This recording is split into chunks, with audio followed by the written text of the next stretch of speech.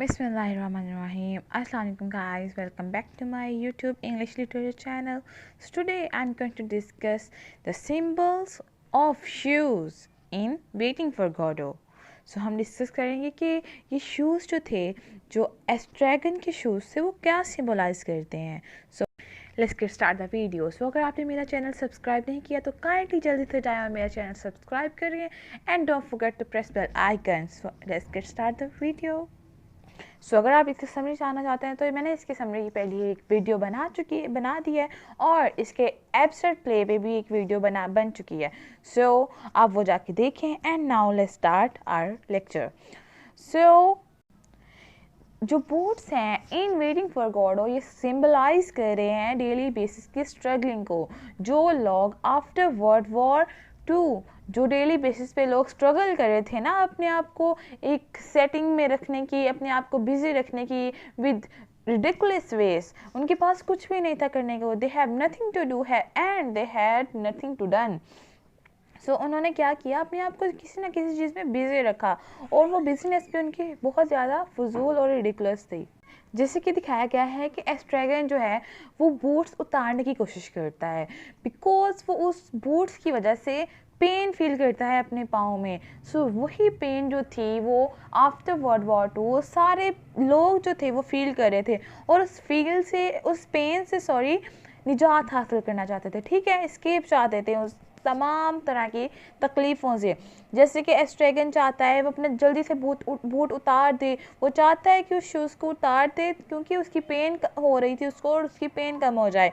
लेकिन क्या होता है, जब वो बूट उतर जाता है, जब वो सक्सेसफुल हो जाता है उस बूट को उतारने में, तो क्या करता है, उस बूट के अंदर कुछ देखता है लाइक होप. उस बूट की यानी कि उस टाइम के लोग जो थे वो हर छोटी छोटी चीज़ में, हर जो फजूल चीज़ों में भी होप चाहते थे ताकि उनकी कोई हेल्प करे, उनको कोई होप नज़र आए. तो उनमें देखता है कि इसमें कुछ है और उसको शेक करता है बूट को शेक करने के बाद उसको टर्न करता है नीचे की तरफ ताकि उसमें से कुछ आ जाए. इस होप में उसको हिलाता है कि शायद इसमें से कुछ बाहर निकल आए. यानी कि उस टाइम के आफ्टर वर्ल्ड वॉर 2 के बाद लोगों में एक उम्मीद थी कि शायद कोई आए जो हमारी हेल्प करे, शायद इस चीज़ से हमारी हेल्प हो जाए. छोटी छोटी चीज़ों से वो हेल्प चाहते थे. वो उसमें तलाश करता है, जब उसको कुछ नहीं मिलता, ठीक है, वो दोबारा उसको पहन लेता है.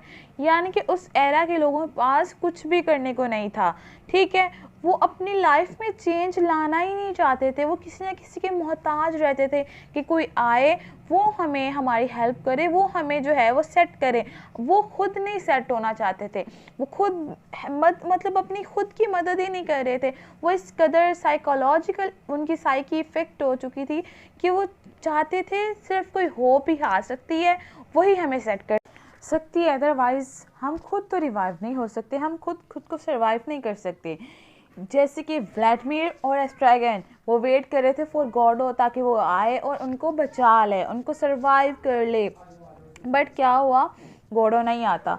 सो उन्हीं लोगों के लिए जो कि साइकोलॉजिकली इफ़ेक्ट हुए थे, जो कि आफ्टर वर्ल्ड वॉर 2 उनकी साइकी बहुत ज़्यादा इफ़ेक्ट हो गई थी और वो किसी न किसी होप की तलाश में रहते थे, उन्हीं लोगों के लिए ये टर्म आई थी that the humans are all responsible for their own. कोई भी उनका रिस्पॉन्सिबल नहीं है.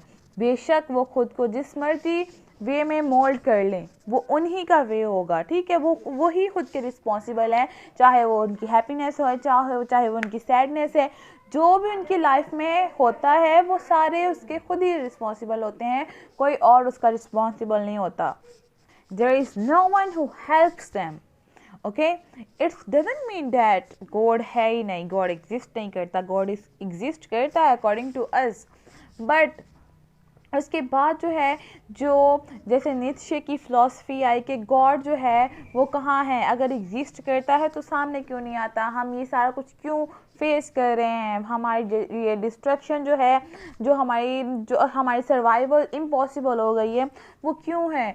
सारा कुछ एलीट क्लास के पास है और पुअरेस्ट होता जा रहा है. ठीक है, पॉवर्टी बढ़ती जा रही है. तो उस वजह से भी ये सारी जो सिंबल्स है ना बूट की, ये उन लोगों को शो करवाती हैं जो पेन में हैं.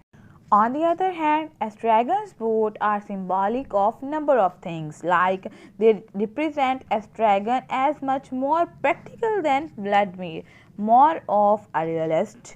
Like his boat, Estragon is grounded. It is Estragon who is not convinced that God will ever arrive. और ये वो भी शो करवा रहे हैं, ये बूट्स जो है ना स्ट्रैगन को एक प्रैक्टिकल मैन शो करवा रहे हैं, practical character more than Vladimir. जबकि हमें दिखाया गया है कि व्लादिमीर वो है जो है वो इंटेलिजेंट बंदा है, वो मेच्योर है, जबकि मेच्योरिटी किसकी दिखाई गई है, एस्ट्रैगन की।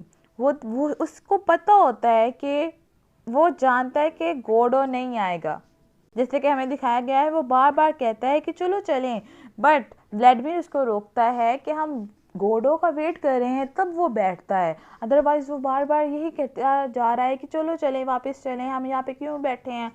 ये सिंबलाइज कर रहा है कि एस्ट्रैगन ज़्यादा जानता है मोर देन व्लादिमीर के ये सारी सिचुएशन को हम ही ने हैंडल करना है। ये टाइम पास जो करते हैं ना दोनों, वो एस्ट्रैगन को पता है कि हम क्यों कर रहे हैं। वो सिर्फ अपने आप को जो है थोड़ी बहुत जॉय देने के लिए वो सारा टाइम पास कर रहे हैं। अदरवाइज एस्ट्रैगन बेटर जानता है कि गॉड नहीं आने वाला। दैट्स वाई वो बार बार कहता है कि लेट्स गो, बट जो व्लादिमीर है वो उसको रोक देता है। सो इसी के साथ हमारा जो लेक्चर है आज का वो एंड हो जाता है। I hope you all have fun today. So इसी के साथ हमारी वीडियो का इख्तिताम होता है। दुआओं में याद रखिएगा। अल्लाह हाफिज़।